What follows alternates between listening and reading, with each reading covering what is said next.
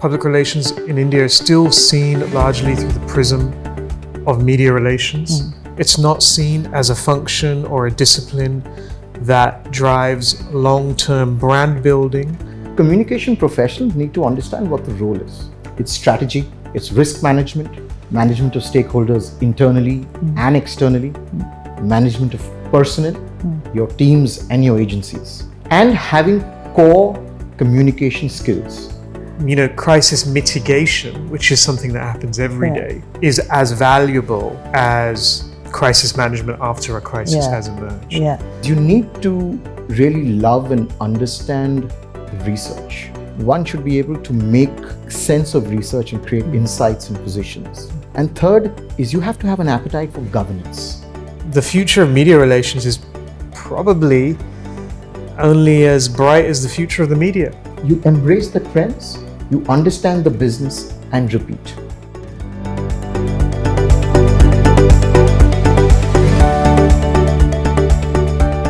Let's move on to the next segment, talking about reinventing ourselves, what the future holds, and your quick take on a few things. And we start with you, Carson. You were in comms, you moved to public policy. There'll be many comms professionals wanting to make this kind of a move, but they're struggling. Your advice? While at Facebook, I work very closely with the policy team, and I think one day it occurred to me that if you can't beat them, you join them, and there began my quest. But for a communications professional, a lot of people do ask me, and I'm not sitting in a fancy place when I'll talk about the journey, is you need to really love and understand research. One should be able to make sense of research and create insights and positions. And third is you have to have an appetite for governance. Because these are the three key ingredients that go into creating policies for public, which is the business of public policy. That excited me from the very beginning. It is not what people seem to be, where you are wearing fancy suits, you're in and out of hotel lobbies and restaurants and clicking deals, and those are lobbyists, and that's part and parcel of the job. But but the business of public policy is, I think, has moved a few notches up the value chain. The transition from communications to policy for me was hard, and I think it would be for anyone who's moving. I did not have I had not done a course in public policy, so it was but a lot of it was on the job. So if you're in an organization out there and someone's giving you an opportunity to join the public policy team or the programs team, grab it, just take it. I mean, it's one of those things that we said that if you're on a spaceship, don't ask which seat, just grab and sit and start. If you have the opportunity to do a course, do it. And I think doors will open. The third thing that I did was really reach out to a bunch of public policy and government relations senior professionals and even bureaucrats to just sort of understand how the bureaucracy works, what really goes into making a policy, and also working closely and understanding how think tanks operate, because they are really bodies that influence. And that has been my journey. It has not been easy. I think I've done my 10,000 hours, and I've now come to the place and point where I can balance both communications and policy, and I'm able to bring both worlds. And mind you that a good public policy professional is also a communications professional. Because a lot of what they say is communicating to policymakers and governments and people who decide on how policies should be framed. And look at our Prime Minister. Look at great politicians. They're not great orators, they're great communicators. Very true. Any example that comes to your mind, maybe even global, somebody who made this shift, and what kind of hurdles came their way and how they made it? So we have we do a project every year at PRovoke called the Influence 100, where we group the 100 who we think are the 100 most influential comms professionals in the world. And as a kind of addendum to that, there's an additional list that's we call the crossover stars. And that is people who have come from a comms background who have moved into business leadership roles. Right. And so you can go onto our website and you can see, obviously it's not exhaustive. Yeah. There's maybe 10 people every year. It's not a lot. Yeah. And there are a few I can think of who have made that shift. One name I would call out in this region would be Stephen Forshaw, who I think Carson at least is familiar with. He was a very kind of well-regarded comms head at Singapore Airlines and then at Microsoft, and then moved to Temasek in Singapore. Whilst at Temasek, he moved from public affairs into a sort of he got a business leadership role at Temasek. Now he oversees Airbus for Australia and New Zealand. That's quite a move. It's quite an impressive career trajectory. Yeah. Now you'd probably have to ask him about the challenges he faced. But one thing I think has always been clear from his career, at least, is first of all that communications and corporate affairs is fundamental to his understanding of business and has actually helped him. And secondly, I just think he's been really deliberate about this particular trajectory. I don't think any of it happened by accident necessarily. Yeah. And I think that's that's something that we can all aspire to, really. Yeah. All comms professionals. Again, it comes down to not necessarily settling, right? Yeah. We are perhaps often told that this role is just about talking to newspaper editors, and is, predicated on certain notions of PR that perhaps were true 20 to 30 years ago. Yeah. But that doesn't have to be the case. And so, it's about being the change, I guess. And there are several other comms people who have moved up the value chain. Not enough though. There's far more marketing people who have. Yeah. And so I think it's a challenge. But if you were to ask me, I think the qualities that make someone a great communications leader or corporate affairs leader also make them a great business leader. What do you see as the future of PR and media relations? I think it'll get more and more challenging, actually, because the future of media relations is probably only as bright as the future of the media.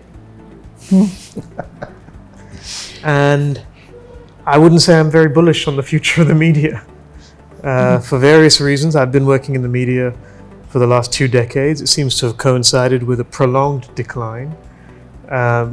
Some cycles of boom and bust, but it feels like each boom is smaller and each bust is longer. Now we have the advent of artificial intelligence, and I think that will disrupt the media business even further. Yeah. Quite honestly, I think the media business has struggled to keep up with the kind of progression and transformation across business in general. They're still wedded to a model that has proven to be somewhat outdated. In a world where advertising is disintermediated,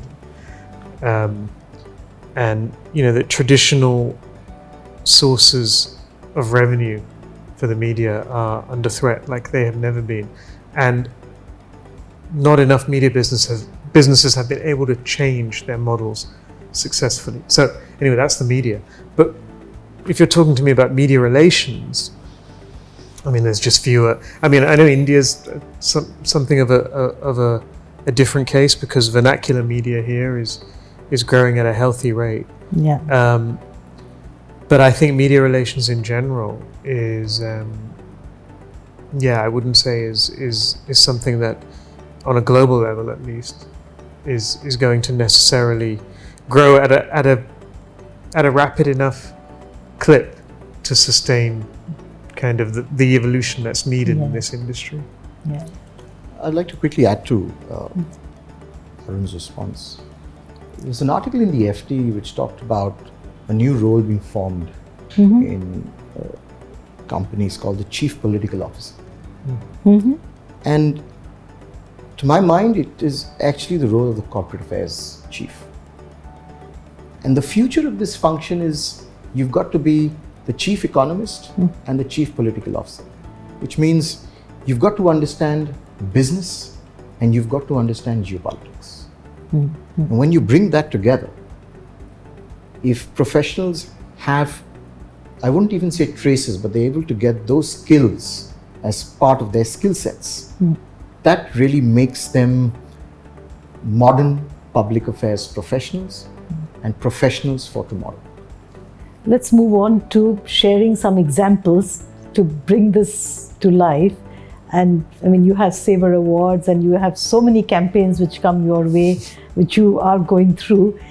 Talk about one PR campaign which you think really aced it, something which advertising just could not have done. Okay, sure. Now you've put me on the spot. I should have done some research, perhaps. I mean, there's so many campaigns actually.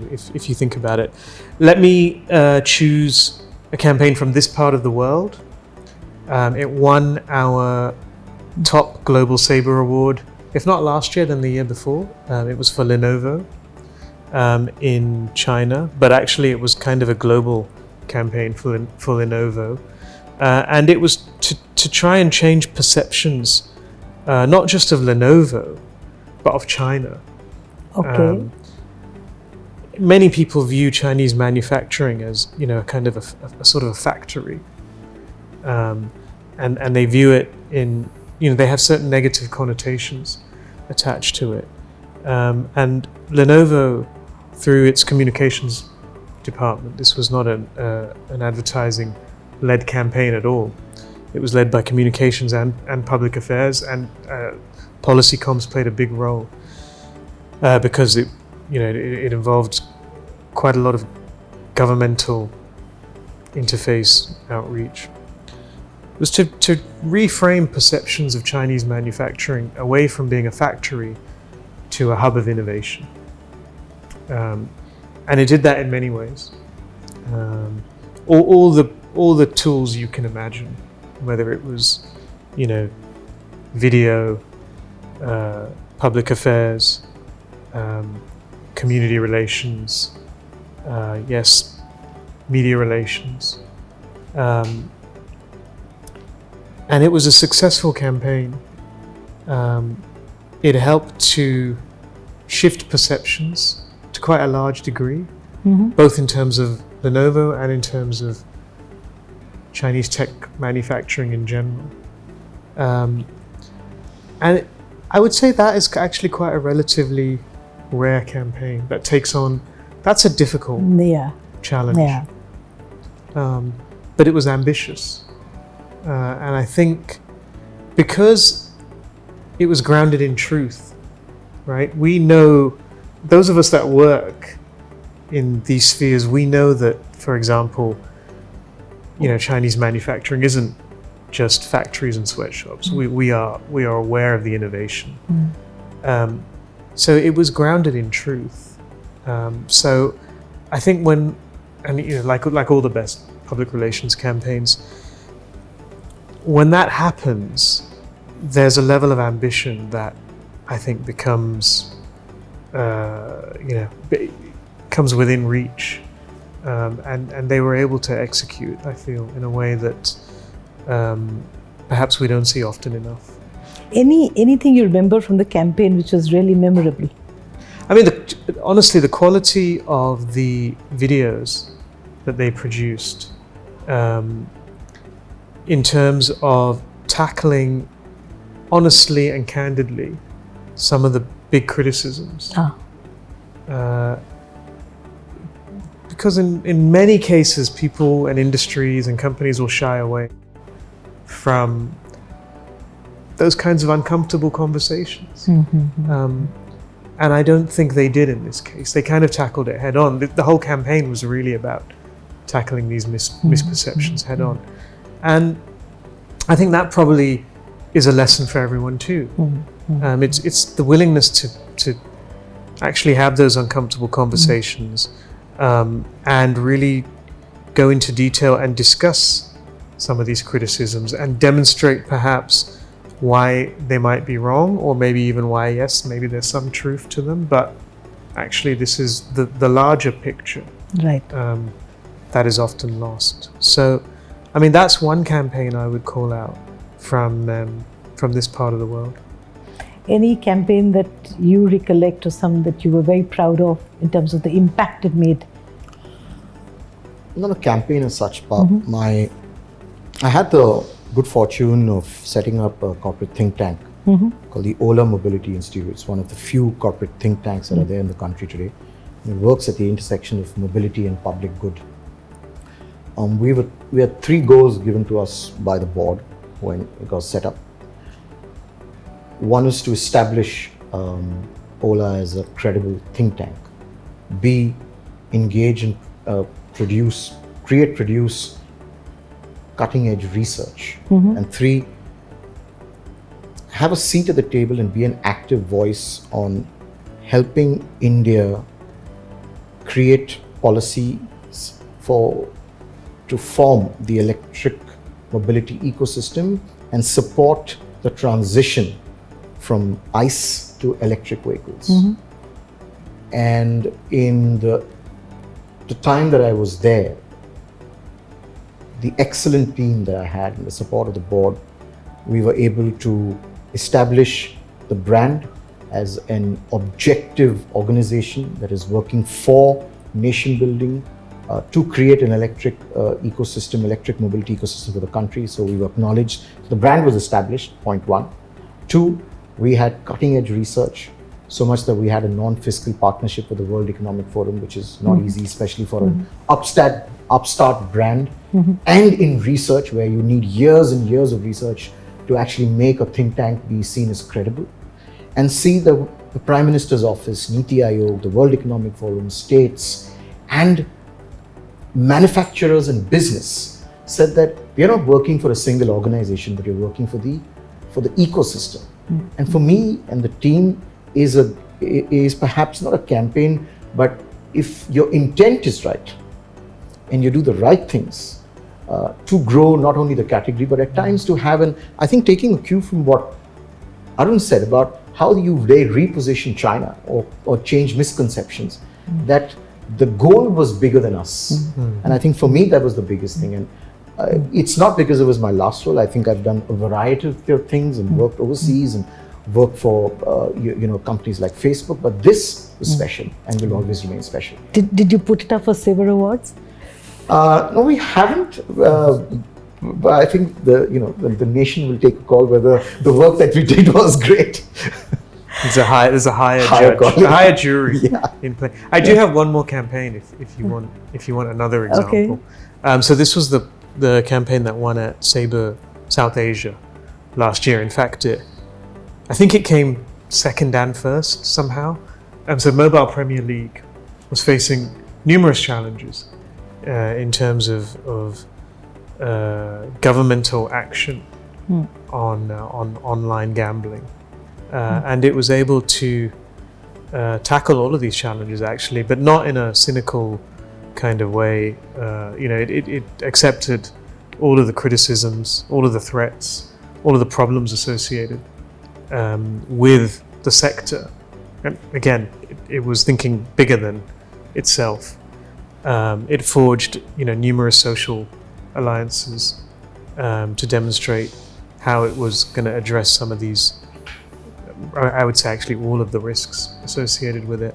And it resulted in, really successful outcomes in terms of legislation.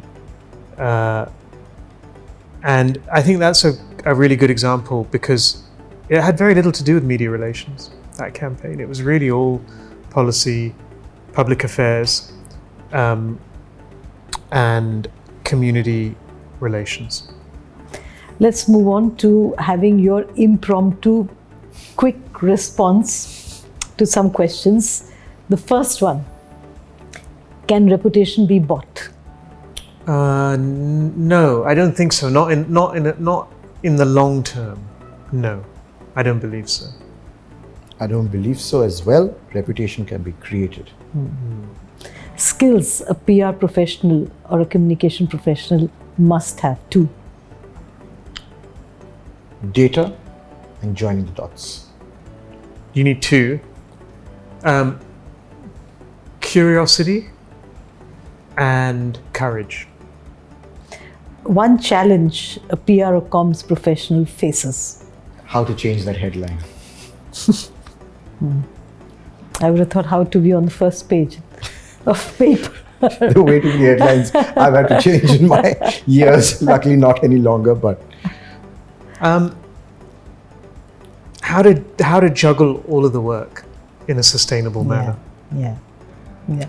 On a scale of 1 to 10, 1 being low, 10 being very high, where would you rate PR professionals in being able to speak truth to power? And this is a line Sanjay Baru spoke, and this is a phrase he used. Where would you rate? That's a tough one. Because it's such a huge. We're talking about a lot of people. Yeah. But I would say, from what I have seen, 5. for all the brave hearts, 6.5. Okay. Crisis calm. One word for that. This too shall pass. It's 4 words. I'm not great at wordsmithing then. Lucrative. True. CSR comms. 1 word. One word or a phrase. Strategic. Good for society. 2 things that are vital for clients that a PR professional, I mean, if you're in a PR agency, must focus. The CNC factor, content and consistency. Understanding the business. Very I true. would say number 1. Yeah. Chemistry. Number 2. Your advice on what is it that a comms or PR professional should do so as not to get redundant after, say, 5 years? Same things. IQ and EQ. Pay enough attention to both. Both. Similar, I'd say embrace the trends. Trends are your friends. Understand the business, repeat. Trends, understand the business, repeat. One book that you think PR professionals or comms professionals must read? There's so many. I mean, I think all books. They should read all books. But a good book I think always worth reading is Moneyball, because it's very good at helping people understand that how you define value doesn't need to be how value is traditionally being defined. Yeah. PR professionals should read all the time. I Don't agree. stop Yeah. reading. Yeah. But a book that personally resonates and I gift a lot is Atomic Habits. And finally, whom do you think this reporting should be to in an organization? The Chief Executive Officer. I thought I'd say the CMO just to be provocative, but no, it has to be the CEO. Thank you very much. Thanks, Arun. Thanks, Carson, It's for a joining pleasure, today. Nandini, and Real thanks, Arun. pleasure. Thank you. After hearing Arun and Carson, did you feel it was a wake-up call to ensure that one remains relevant in the years ahead? I often tell my team that at the end of each year, you must evaluate your professional growth. You must introspect on the value you are adding. And if it falls short of your expectations, discuss it internally. If you have the passion and rigor, you will move up the value chain. And like Carson said, you could even move into new areas like public policy or even business itself. I do firmly believe that the breadth of ecosystem knowledge a PR comms professional possesses and it's up to each of us to push for it. Thanks for watching.